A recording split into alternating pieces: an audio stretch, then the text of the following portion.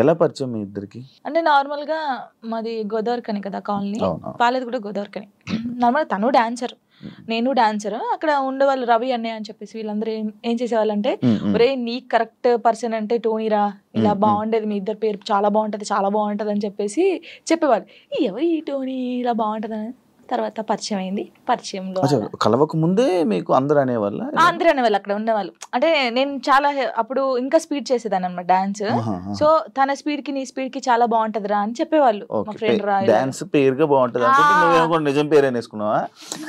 అలా ఏం కాదు కానీ ఎవరైనా అనుక అప్పుడు పరిచయం అయిన తర్వాత అలా పరిచయాలు అయ్యి అలా లవ్ అయ్యి పెళ్లి జరిగింది. ఎన్ని ఇయర్స్ లవ్ చేసుకున్నారు నార్మల్గా? నా 8th క్లాస్లో అనుకుంటా. 2 years అయిందా మొత్తం? 2 years 2 years love, 3rd year లో పెళ్ళి అయిపోయింది. మరి ఇంత లవ్ చేసుకున్నారు కదా, బ్రేకప్ అవ్వడానికి ఎందుకు రీజన్? అంటే 3 years లవ్, సడన్ గా ఒక రోజులో బ్రేకప్ ఎందుకు? అలా ఒక రోజులో కాలేదు, అది కొన్ని సిచ్యువేషన్ ఇంకా అలా జరిగిపోయింది. ఫీల్ అయ్యావా అనవసరంగా వదిలేసానే అని? అనవసరంగా వదిలేసానని కాదు కానీ బాధపడ్డాను. చాలా రోజులు బాధపడ్డాను. అరే ఇలా కాకుంటే బాగుండేది, ఇద్దరం బాగుండే వాళ్ళం కదా, అలా బాధపడ్డాను. అంటే మీ మాటలు వింటుంటే ఎవరి తప్పు లేదు. దిష్టి కొట్టింది మాకు బాగా. అదే అంటే దిష్టి తగులుతూ విడిపోతారా? నిజంగానే విడిపోతారు. ఫ్రెండ్షిప్ అయినా ఏదైనా సరే మన మీద కళ్ళు పడ్డాయి అనుకో విడిపోతాను. నమ్ముతారా ఇది? నమ్ముతాను, నేను చాలా నమ్ముతాను. ఇంకా నాకు జరిగింది కాబట్టి నేను నమ్ముతాను. దిష్టి వల్లే విడిపోయింది. ఇప్పుడు తమిళ పెట్టండి, దిష్టి వల్ల విడిపోయిన వీళ్ళిద్దరు ఎందుకయ్యా సామి ఇదంతా నాకు అనిపిస్తుంది ఇప్పుడు. ఏమైనా స్ట్రగుల్స్ ఫేస్ చేసావా విడిపోయినాక? లైక్ పెళ్ళి అయ్యాక కానీ లేకపోతే విడిపోయాక కానీ? పెళ్లిలో పెళ్ళి అయిన తర్వాత బాగున్నాం, ఇద్దరం ఈవెంట్స్ చేసుకున్నాం, లిరిన్ బాగా చూసుకున్నాం, అంత బాగా. కొన్ని ఇప్పుడు అవన్నీ మాట్లాడదలుచుకోలేదు నేను, ఎందుకంటే పాతవి తవ్వేసి తన లైఫ్ బాగుంది, నా లైఫ్ బాగుంది, మధ్యలో మళ్ళీ టాపిక్స్ చేసి మళ్ళీ వెనక్కి లాగడం నాకు ఇష్టం లేదు. తర్వాత పెళ్ళి అంటే ఇంకా అయిపోయిన తర్వాత, గొడవ అయిపోయిన తర్వాత చాలా మంది చాలా రకాలుగా మాట్లాడారు నన్ను. అంటే రోడ్డు మీద నడుచుకుంటూ వెళ్ళేటప్పుడు కానీ చాలా, ఇప్పటికీ తప్పట్లేదు అది. ఇంకా లోకంలో మేము ఇద్దరమే ఉన్నాము, మా ఇద్దరికే డైవర్స్ అయిపోయినాయి, వీళ్ళిద్దరే వైఫ్ అండ్ హస్బెండ్స్, ఎవరు విడిపోలేదు అన్నట్టు చేస్తున్నారు జనాలు అయితే. నిజంగా అలా అప్పుడు కూడా అలాగే చేశారు. రోడ్డు మీద నడుతుంది అప్పుడు చేశారు. అప్పుడు నేను ఇలా వెళ్తుంటే, అరే నేను మొగుడు వదిలేశారంటారా దీన్ని, ఇది ఏం చేసిందోరా, మొగుడు వదిలేశాడు అని చెప్పి అన్నారు. ఇలా వదిలేసిన తర్వాతనే కదా నాకు ఎక్కువ అయిపోయింది. అలా చాలా స్ట్రగుల్స్ పడ్డాను. ఎవరున్నారు నీకు సపోర్ట్ గా అప్పుడు? Mummy daddy. అమ్మ నాన్న ఏమన్నారు? మా మమ్మీ డాడీ అసలు, మా డాడీ గురించి చెప్తేనే ఏడిపోతుంది నాకు. అంటే మా డాడీ ఎలా అంటే, వీళ్ళకి ఎలా ప్రేమ చూసుకోవాలో తెలియదు మా మమ్మీ డాడీకి. ఫస్ట్ ఆఫ్ ఆల్ మా డాడీ గురించి నేను ఎప్పుడు ఎక్కడ మాట్లాడలేదు. ఇక్కడ అంటే అందరూ లవ్ యూ డాడీ, ఇప్పుడు ఈ జనరేషన్ లో అప్పుడు వాళ్ళకి తెలియదు. ఇప్పుడు మనం ఏడ్చినా ఎందుకు ఏడుస్తున్నావు, ఇది కావాలా, ఇట్లా. ఫస్ట్ మా డాడీకి సారీ అని చెప్పాలని ఉంది గట్టిగా, హక్ చేసుకొని. కానీ ఆయనకి ఆ ఫీలింగ్స్ ఉండవు, అంటే తెలియదు. చెప్పినా కూడా ఎందుకు ఏడుస్తుందో అంటాడు. మా మమ్మీ కూడా అంతే. నేను లవ్ మ్యారేజ్ చేసుకొని వెళ్ళిపోయినప్పుడు కూడా చిన్న మాట అనలేదు నన్ను, చిన్న మాట. ఎందుకు చేసుకున్నావు ఆయన అడగలేదు. మేమిద్దరం కలిసి ఇంటికి వెళ్ళినప్పుడు సారీ డాడీ అని చెప్పి ఇంట్లోకి వెళ్ళిపోయాం అంతే. ఎంత బాగా చూసుకున్నాడు మా ఇద్దరిని తెలుసా, ఇంత మాట కూడా అనలేదు ఎప్పుడు. నాకు ఆయన వద్దు డాడీ అన్నప్పుడు ఏమనలేదు, మళ్ళీ కావాలి డాడీ అన్నప్పుడు ఏమనలేదు. నిజంగా మా డాడీ దొరకడం నాకు చాలా అదృష్టం. ఆయన గురించి ఎప్పుడు అసలు ఎక్కడ మాట్లాడలేదు నేను, ఫస్ట్ టైం మాట్లాడుతున్నాను. ఐ లవ్ యూ డాడీ అంతే. అంటే ఒక అమ్మాయికి ఒక డాడీ సపోర్ట్ ఎంత ఉండాలో కానీ, నాకు మా డాడీ ఫ్రెండే. ఇద్దరం కూర్చుంటాం, మాట్లాడుకుంటా ఉంటాం బాగా. రాత్రి కూర్చుంటారు, తాగుతా ఉంటాను, నేను పోస్తా సిట్టింగ్ చేసుకొని కూర్చొని మంచిగా మాట్లాడుతా. మా డాడీ నాకు ఎప్పుడు ఫోన్ చేయడు, మా మమ్మీ డాడీ అసలు నాకు ఫోనే చేయరు. ఒక అమ్మాయిగా బయటకి ఇంత తిరుగుతానా అంటే వాళ్ళకి తెలియదు, ఏం చేస్తున్నావు, ఎక్కడున్నావు, అయిపోయిందా, అసలు ఫోనే ఉండదు. వెళ్ళింది చేసుకుని వస్తాను, తనకు తెలుసు. 3 monthsకి ఒకసారి మా డాడీ ఫోన్ చేస్తే ఏడుస్తాను ఫుల్. స్క్రీన్ షాట్ పెట్టి స్టేటస్ పెడతాను, మా డాడీతో ఇంతసేపు మాట్లాడాను. మొన్న నార్మల్ గా ఏడుపు వచ్చేస్తుంటది నార్మల్, లేకపోతే ఒక టాపిక్ ఇక్కడ పెయిన్ ఉంటది కదా, ఇప్పుడు డాడీ గురించి తీసినాకనే పెయిన్ వచ్చింది. మా డాడీతో నేను అంత ఉన్నాను, మా డాడీతో టైం స్పెండ్ చేయలేకపోతున్నాను. నాకు మా డాడీ లిరి చాలా, వీళ్ళిద్దరు పేరు ఎత్తే నేను ఏడ్చేస్తాను ఫస్ట్. మీ అబ్బాయి అంత ఇష్టమా మీ అబ్బాయి అంటే? చచ్చిపోతాను వాని కోసమే బతుకుంది నేను. ఇప్పుడు కొన్ని రోజులు అయిన తర్వాత మీ అబ్బాయిని పంపించాలి, నాన్న దగ్గర పంపించాలి అని అంటే పంపించరు. అంటే యాక్చువల్ లా ప్రకారంగా నార్మల్గా కొన్ని ఇయర్స్ అమ్మ దగ్గర, ఇన్ని ఇయర్స్ అని అమ్మ దగ్గర ఉండాలి అని చెప్పి. మీరు అలా అంటే నాకు గుండె అయిపోతుంది. లేదు జనరల్గా అడుగుతున్నా. లిరి వెళ్ళడు, అమ్మ కాడే ఉంటా అని చెప్తాడు. షూర్. నేను ఉంటును, సపరేట్ గా మనతో మీరు మాట్లాడండి, వాడు చెప్పేస్తాడు. వెళ్ళడాడు. అంటే అబ్బాయి ఇష్టం, అబ్బాయి ఇప్పుడు నా ఇష్టం లేదు తన ఇష్టం లేదు, వాళ్ళు ఇరిగాని అడుగుతారు కదా, మా మమ్మీని వదిలిపెట్టి రానని చెప్తాడు. ఇప్పుడు హ్యాపీయా మొత్తం అంతా, మీ అబ్బాయి మీరు అంతా హ్యాపీ? మేమిద్దరం చాలా హ్యాపీగా ఉన్నాం. అవును, యాక్చువల్లీ పేరెంట్స్ మధ్య జరిగినవి పిల్లలకి చెప్పకూడదు, ఎందుకు వాళ్ళని ఇబ్బంది పెట్టడం అనేసి నార్మల్గా అనుకుంటుంటారు బయట, నార్మల్గా జనరల్గా. నేను ఒక దాంట్లో నేను చూసిన దాంట్లో మీరు చెప్పారు, నాకు జరిగిన లైఫ్లో ప్రతి ఒక్కటి నేను మా అబ్బాయితో షేర్ చేసుకుంటానని చెప్పడం జరిగింది. కరెక్ట్ అనుకుంటున్నారా? కరెక్టే. ఎందుకంటే ఇప్పుడు ఫాదర్ మదర్ ఉన్నప్పుడు ఆ పిల్లలకి అవి తెలియకూడదు. ఫాదర్ లేడు, సో అన్నీ నేనే వానికి. నేనైనప్పుడు నా లైఫ్లో ఏం జరుగుతుందో వానికి ఒక్కనికే తెలియాలి, ఎవరికి తెలియకూడదు. ఇప్పుడు వాడు అబ్బాయి అండి, నార్మల్గా చెప్తున్నాను, వాడు ఇంకొక 5 years అయితే పెద్దగా అవుతాడు. పెద్ద అయిన తర్వాత బయటకు వెళ్తాడు, జనాల గురించి తెలిసిందే కదా, ఎవడో ఒక మాట అంటాడు. అప్పుడు వీనికి ఏం తెలియదు అనుకో, వాడు వచ్చి నన్ను క్వశ్చన్ వేస్తాడు, అమ్మ వాళ్ళు ఇలా అంటున్నారు ఏంటమ్మా అని. వీనికి అన్నీ తెలిసాయి అనుకో, మా మమ్మీ గురించి నాకు తెలుసురా, మీరేంట్రా అనేది, వెళ్ళండి రా అంటాడు. దానికి దీనికి ఎంత ఉంది? సో నా కొడుక్కి నా లైఫ్లో ఏం జరిగింది, ఏం జరగబోతుంది అన్నీ తెలియాలి. నేను వానికి అన్ని షేర్ చేసుకో, నాకెవరున్నారు ఇంకా షేర్ చేసుకోవడానికి, వాడు ఒక్కడే ఉన్నాడు. సఫర్ అవ్వడా అసలు వాడు నాకు ధైర్యం చెప్తారు తెలుసా, చాలా. లిరిని చూస్తే మీరు అలా ఉన్నారు కానీ చాలా మెచ్యూరాడు, చాలా. మీ తెలివితేటలు ఎక్కువ వచ్చినట్టు బాగా. అసలు వాడు వానితో మాట్లాడితే మీకు అర్థమవుతుంది. అంత బాగా మాట్లాడతాడా? అంత బాగా మాట్లాడతాడు, నాకు ధైర్యం చెప్తాడు. నేను ఏడుస్తే, ఎందుకు ఏడుస్తారా అలా, ఇంకా మరి బాధ వచ్చినప్పుడు ఎవరికి షేర్ చేసుకోవాలి? ఇప్పుడు బయటకు వెళ్తాం, షూట్స్ చేస్తాం, కొందరు మంచిగా మాట్లాడతారు, కొందరు చెడుగా మాట్లాడతారు. అట్లా మాట్లాడినప్పుడు ఇంటికి వెళ్తాను, వాడిని చూడగానే ఏడుపు వస్తుంది, గట్టిగా పట్టేసుకొని డాడీ ఇలా అన్నారా ఈ రోజు నన్ను, అన్నీ చెప్తాను శివ గారు తెలుసా. నేను ప్రతి పిన్ టు పిన్ చెప్తాను వానికి. నేను నాకు ఎవరైనా ప్రపోజ్ చేసినా, ప్రపోజ్ చేశారు రలీరి నాకు అని చెప్తాను నేను, సీరియస్ గా. ఎవడాడు అంటాడు, ఎవడాడు అంటాడు, నాకు నచ్చలేదు రలీరి అని చెప్తాను నేను. ఉండేలే అప్పుడు, చెప్పకూడదు పేరు, నార్మల్ గా అంటే ఎవరికైనా ఉంటారు, నేను కూడా మనిషినే కదా, నాకు కూడా క్రష్ ఉంటారు. నాకు అనుష్క అంటే క్రష్, హీరోయిన్ మీరు హీరోయిన్ క్రష్. నార్మల్ గా ఒకరంటే ఇష్టం ఉండే, అంటే వాళ్ళతో ఎప్పుడు మాట్లాడలేదు, నేను వాళ్ళని ఎప్పుడు కలవలేదు, ఎప్పుడు చూడలేదు. కానీ బట్ కొన్ని వీడియోస్ చూసిన తర్వాత వాళ్ళ క్యారెక్టర్ నచ్చి కొంచెం ఇష్టపడ్డాను. ఇప్పుడు ఇది చెప్పారా మీ అబ్బాయికి? చెప్పాను, ఒరే వాళ్ళ క్యారెక్టర్, ఓ అవునా, ఓకే ఓకే. చెప్పాను అబ్బాయికా, చెప్పలేదు, చెప్పాలని లోపు పెళ్ళి అయిపోయింది. సీరియస్ గా ప్రామిస్, ఇది ప్రామిస్, ఇది పెళ్ళి అయిపోయింది. అయ్యో దేవుడా, పెళ్ళి అయిపోయిందా, ఓకే పర్లేదులే, చూసుకుంటున్నారు కదా వీడియోస్, ఓకే ఫైన్, ఇష్టం కదా చూస్తూ ఉందాంలే అలాగా.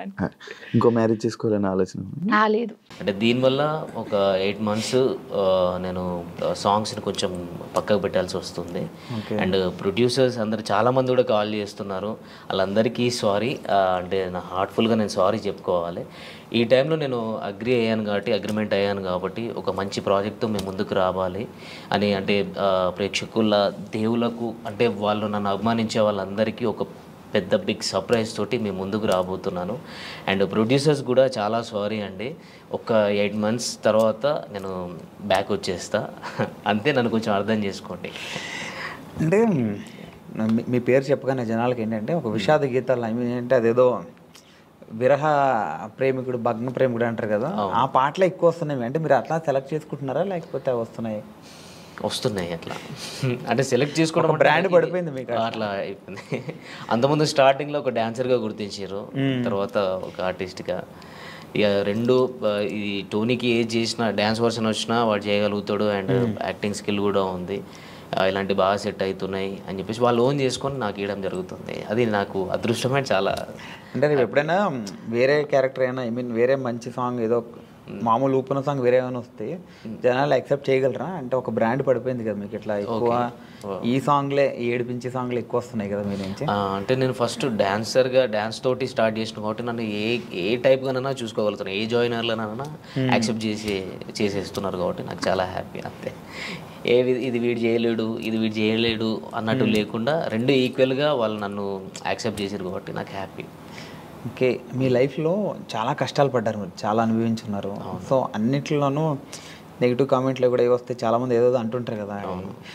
సో అలా వచ్చినప్పుడు ఎట్లా ఫీల్ అయ్యారు? నేను ఎప్పుడు అన్నీ పాజిటివ్గానే తీసుకున్నా కానీ నెగిటివ్గా తీసుకోలేదు. అంటే మనని వెనుక నుంచి ఎవరన్నా పొడిస్తే మనం ప్లేస్తామని నాకు తెలుసు. అంటే మన గురించి మనకు తెలియనప్పుడు ఎంతమంది అన్నా బ్యాక్ సైడ్ మాట్లాడుకుంటారు మనతోటి, మన రిలేషన్షిప్ అంటే మనతోటి ఉండి ఫ్రెండ్షిప్ చేసినప్పుడు నేనంటే ఏంటిదని తెలిసినప్పుడు వాళ్ళు అలాంటివి చేయరు. కాకపోతే ఆ కామెంట్స్ని నేను ఎప్పుడైనా కానీ పాజిటివ్గానే తీసుకున్నా, ఎప్పుడు బాధపడలేదు. అంత బాధపడి అంత పెద్దగా ఏం పెట్టలేదు కామెంట్స్ కూడా, లైట్. బాగా బాధపడిన క్షణం అంటే మనిషి జీవితంలో హ్యాపీ ఉంటుంది, అట్లా సాడ్ కూడా ఉంటుంది, చాలాసార్లు జరుగుతుంది. కానీ మన మైండ్లో ఒకటి రిజిస్టర్ అయిపోయి ఉంటుంది కదా. అంటే నేను లైఫ్లో ఒకటి మనం ఎప్పుడైనా కానీ ఒకటి అనుకుంటాం, ఇట్లా ఉండాలి, ఒక ఫ్యామిలీతో ఉండాలి, ఇది అని నేను ఒక పెద్ద కోట కట్టుకున్న తర్వాత ఒకటేసారి కూలిపోయింది. అది కొన్ని రోజులు స్ట్రగుల్ ఫేస్ చేసిన, అంతకు మించి బాధ దాని తర్వాత కూడా నేను లైఫ్లో నేను అనుభవించలేదు. అదొకటే బాధ.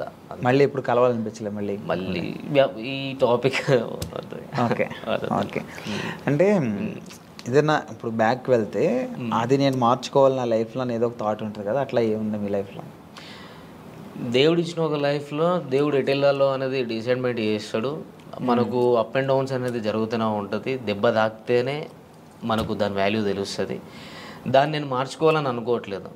నేను దెబ్బ తినాలి ఎవ్రీ టైం. ఇప్పుడు కూడా నేను ఎప్పుడు స్ట్రైట్గా వెళ్ళాలని లేదు, అప్ అండ్ డౌన్స్ తోటే వెళ్ళాలని నా లైఫ్ అనుకుంటున్నా. అంతే, మార్చుకోవాలి ఇది మార్చుకోవాలి అది మార్చుకోవాలని లేదు. మనం ముందు ఏమైనా గోల్ పెట్టుకుంటే దాన్ని స్ట్రైట్గా ఫాలో అయ్యి దాన్ని కరెక్ట్ రీచ్ కావాలి. ఇది మాత్రం చేసుకోగలగాలి. కానీ మన లైఫ్ని మార్చుకోవాలంటే ఈ గోల్నే మనం ఏదైతే అనుకున్నామో ఆ సక్సెస్తోనే మార్చుకోవాలి. అంతే. అంటే డాన్సర్ టు యాక్టర్ అయ్యారు, ఇప్పుడు ఆర్టిస్ట్ అయ్యారు కదా. అవును. సో డాన్సర్ నుంచి ఆర్టిస్ట్గా టర్న్ అవడం అనేటప్పుడు మీరు చాలా స్ట్రగుల్ ఫేస్ చేస్తుంటారు కదా. ఎందుకు అలా వెళ్ళడం, ఇక్కడ బాగుంది కదా అని ఫీల్ చాలామంది చెప్పుంటారు మీరు. సో ఎందుకు ఇట్లా ఎలా అంటే డాన్సర్ నుంచి యాక్టర్గా అంటే ఇట్లా ఎందుకు చూస్ చేసుకున్నాను అంటే, డాన్సర్ అంటే బేసిక్గా యాక్టర్ అనమాట. అంటే డాన్స్ అంటే అది స్క్రీన్ వెనకాల ఉండి కొన్ని ఉంటాయి కదా, అట్లా కాకుండా మొత్తం మీ మీదే నడుస్తుంటుంది మొత్తం ప్రతిదీ. అంటే ప్రతిదీ అక్కడ ఏంటంటే ఎమోషన్ అన్నది అంత పట్టించుకోండి. మీరు కొరియోగ్రాఫ్ చేస్తారు అంత బాగుంటుంది, ఇక్కడ ఎమోషన్ అంతా చాలా ఉంటుంది కదా.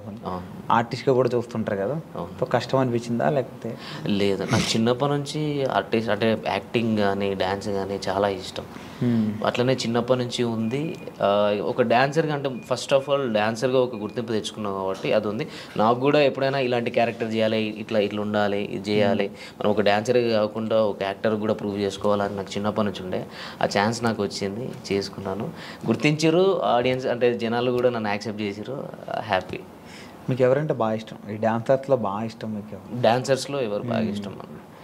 డాన్సర్స్లో డాన్స్ చేసే వాళ్ళు ప్రతి ఒక్కరు ఇష్టం. అంటే ఇన్స్పిరేషన్ ఒకళ్ళు ఉంటారు కదా, అలా ప్రభుదేవ్ మాస్టర్, చిరంజీవి గారు.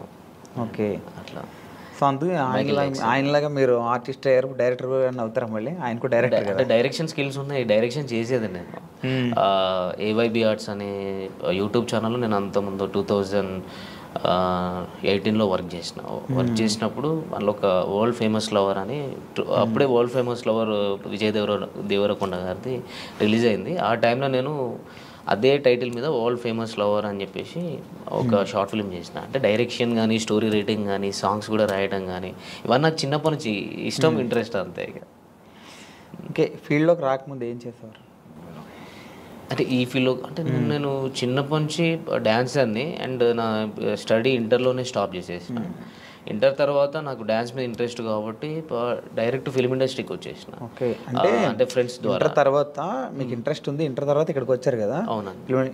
ఈ ఫిల్మ్ ఇండస్ట్రీకి రావడానికి ముందు, ఈ ఇంటర్ అయిపోయిన తర్వాత మీరు ఎలా రావాలనుకున్నారు? లైన్ ఎక్కడ దొరికింది? అంటే ఫ్రెండ్ ద్వారా మగధీర డే 2 డ్యాన్స్ అని ఉండేది ఆ టైంలో. ఆట అండ్ ఛాలెంజ్ మాటివ్ల ఛాలెంజ్ అండ్ డి and Magadheera day to dance ఇప్పుడు 3 జరుగుతూ ఉండే అప్పుడు షూట్స్. ఇది ఛాలెంజ్ అనేది మాటివిలో వచ్చేది, డి అనేది ETV, Magadheera day to dance Zee తెలుగులో వచ్చేది. మా ఫ్రెండ్ వచ్చేసి రెగ్యులర్గా చేసేవాడు అందులో. నన్ను మా ఫ్రెండ్ ఏం చేసిండు, సాగర్ ఆయన పేరు, ఆయన తీసుకెళ్ళాను అనమాట. నువ్వు డ్యాన్స్ బాగా చేస్తున్నావు కదరా, నువ్వు కూడా సైడ్ డాన్సర్గా చేసేవరా కంటెస్టెంట్స్ తోటి అని చెప్పేసి తీసుకొని వచ్చిండు. నందు మాస్టర్తో చేసినాం. దాని నుంచి మెల్లగా శోభన్ మాస్టర్ అని చెప్పేసి హైదరాబాద్లో ఉండదు దిల్సుఖ్ నగర్లో, ఆయన రాకేష్ మాస్టర్ని పరిచయం చేయించిండు. మన రాకేష్ మాస్టర్ ఉన్నారు కదా, ఆయనను పరిచయం చేయించి ఇట్లా స్టూడెంట్స్ ఉన్నారు మాస్టర్, మీ దగ్గర పెట్టుకోండి, ఈవెంట్స్ కానీ ఏమైనా ఉన్న వాళ్ళు అన్నీ చేస్తారు అని చెప్పనంటే, వాళ్ళ తరపు నుంచి మేము బోరబండలో ఉండే అప్పుడు రాకేష్ మాస్టర్ గారు. అప్పుడు అక్కడికి వెళ్ళి అట్లా స్టార్ట్ అయింది. అక్కడ నుంచే మాస్టర్ అంటే చాలా మాస్టర్ దగ్గరనే నేర్చుకున్నాను. నాకు ఒక డాన్సర్గా నేను డ్యాన్స్ చేయగలుగుతాను కానీ ఎక్స్ప్రెషన్స్ అవన్నీ నాకు తెలిసి ఉండేవి కాదు. 2008, 2009లో నేను ఇక్కడ ఇంద్రలోక్ కాంప్లెక్స్లో ఉండేది. అప్పుడు బోరమండ నుంచి ఇక్కడికి ఇంద్రలోక్ కాంప్లెక్స్కి వచ్చినాం అనమాట, ఇంద్రానగర్ దగ్గరికి. అక్కడ ఇన్స్టిట్యూట్ మాస్టర్ ఓపెన్ చేసారు. అక్కడ ఒక 1 year వర్క్ చేసినాం కావచ్చు. ఆ టైంలో నాకు డ్యాన్స్ తప్ప ఏం తెలిసేది కాదు. అన్ఎక్స్పెక్టెడ్ అంటే ఆయన ప్రతిరోజు క్లాస్ తీసుకున్నట్టు, అసలు డ్యాన్స్ చేస్తే డ్యాన్సే కాదు ఎక్స్ప్రెషన్స్ ఉండాలి, అలాంటివి నేను ఆయన దగ్గర చాలా నేర్చుకున్నా. ఇప్పుడు మన మధ్యలో లేరు కాబట్టి, అండ్ ఆయన తరపు నుంచే నేను యాక్టింగ్ అనేది కొంచెం నేను చూస్ చేసుకున్నా, ఇట్లా ఉంటుంది ఇది ఉంటుందని. ఒక డ్యాన్సర్గా నేను తెలుసుకున్నది ఆయన దగ్గరనే, రాకేష్ మాస్టర్ దగ్గరనే.